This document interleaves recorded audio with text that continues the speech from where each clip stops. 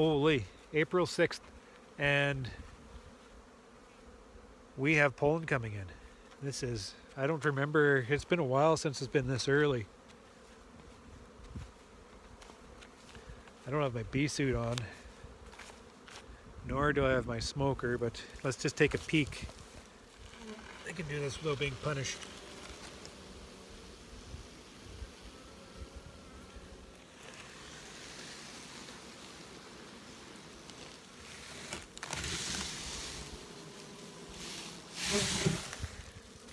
Ouch. You're just starting to tell me to piss off.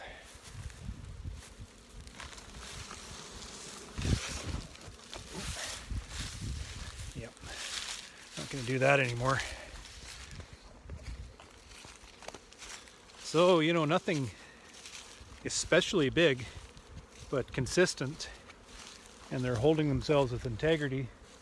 So if each one of those little 5, 6, 7 framers, if they're holding like a frame and a half of brood right now, and then expanding themselves out another frame and a half or so, so 3 frames of brood going on first week of April. That's, I'm not going to complain about that at all. So now, once we get through these colonies with the patties, I'm starting to move them out into the springtime yards to catch all these trees, to take advantage of all that free stuff. So I'll get them out into their yards, and that will be that. That'll be the end of my early spring work before we even get to the middle of April.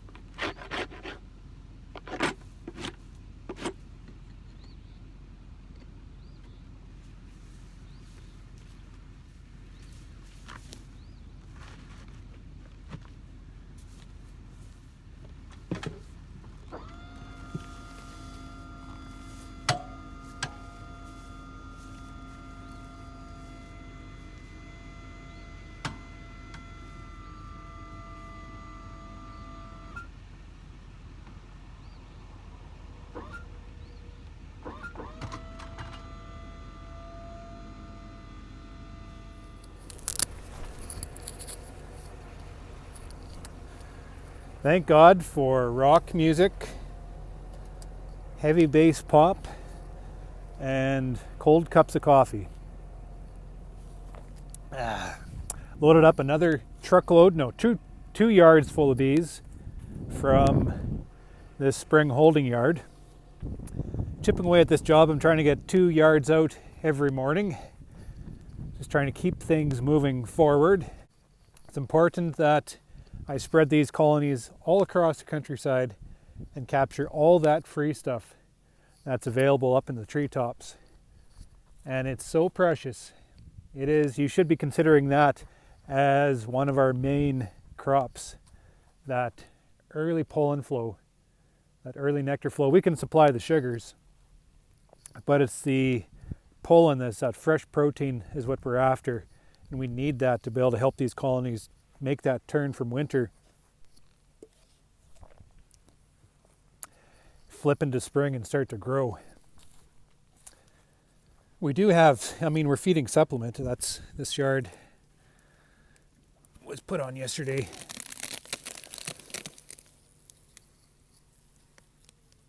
And they're devouring that. But that supplement, as I was alluding to in my previous videos, what I'm trying to target with my supplemental feeding, and I get a ton of emails about this, more so because beekeepers are looking towards the same strategy I am, and how to help these colonies develop, and just asking the question, are all these efforts that we're putting into the colonies to help them grow, to feed them, is it actually working? And not just a feel-good activity. Well, I fed a shit ton of open supplement to these colonies, 1,500 pounds, so not quite a pound per colony. And I truly believe that helps spark up the queen. And, you know, she gets that egg laying, but it's more than just the eggs that the queen puts in. It's the workers within the colony that decide to take those eggs onto the larval state. There's mechanisms at play here that we're trying to tap into. And that act of flight is very important. That act of incoming resource is very important. Especially, I mean, protein for sure, but they need full stomachs of sugars, fresh sugars. So we got to provide all those conditions for them. And then, once these colonies get to that ambition to grow and develop out that nest, we need to be able to maintain it. And that's where those patties come in. When they can't get out and access that protein or out and access that sugar to bring it in, they need to be able to have it inside, available on hand to be able to carry on that momentum they've just established. So when I set out my open feeders, that certainly works, but because of the cold weather that followed through, it's staggered the development of the nest within these colonies all the same. I needed that protein source in there as a patty to be able to help maintain that momentum. That's what I was missing. The trigger of establishment, but I also need to provide that resource for maintenance. We need that fresh flow of protein in the bees' guts at all times to be able to, well, these winter bees, they, in a sense, they kind of transform back into these nurse-type bees, and they start producing that jelly, and they need that high, rich protein, abundant source available at all times to be able to continue producing that jelly. And they need full stomachs full of sugars. That's why when you look at the nest, you want to see that rim around the brood with open feed, because that tells those bees, that tells them there's lots of feed on hand. We haven't had to consume that feed yet to be able to maintain this brood. We got lots on hand here, let's go to town. Honey on hand isn't the same as fresh stored sugar around that nest. Honey is, again, just maintenance, just, you know, a huge glut of resource, but we're looking to trigger those mechanisms to develop out this brood nest, and to trigger them, we got to provide those conditions. So protein coming into the colonies at all times. Even with my, as I was saying, my inflow of dry, there's that staggered inflow of that protein, and if there wasn't, obviously there wasn't protein on hand within the colony, that fresh stuff, they pulled back. And I seen that within my nests. The colonies I fed patties were able to maintain all that established work, whereas the colonies I didn't feed patties, they pulled back on some of the brood that they had established, just because they're trying to find that equilibrium, that balance of protein on hand, and just trying to find the most conservative path forward, especially these carnies. So putting all that together to try to reinforce the development of these nests, it's a hell of a lot of work, hell of a lot of thought. As soon as those trees come out, pow, they look after themselves. Blue, blue,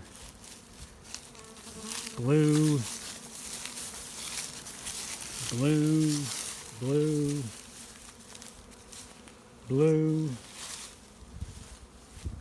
blue, blue, blue, blue, blue, blue, blue, blue, blue.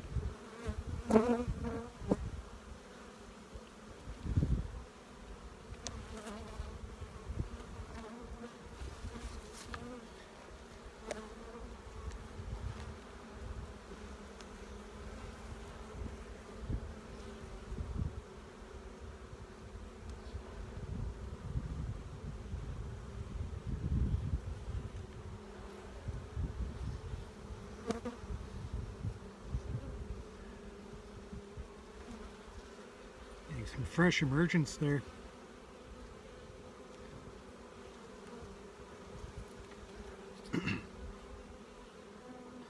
Some very young bees.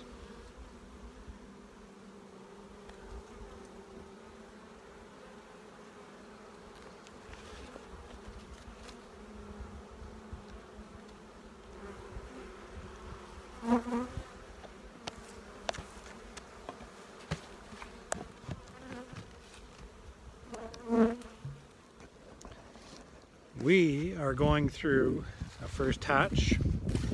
These nests are advancing. We are beginning of April.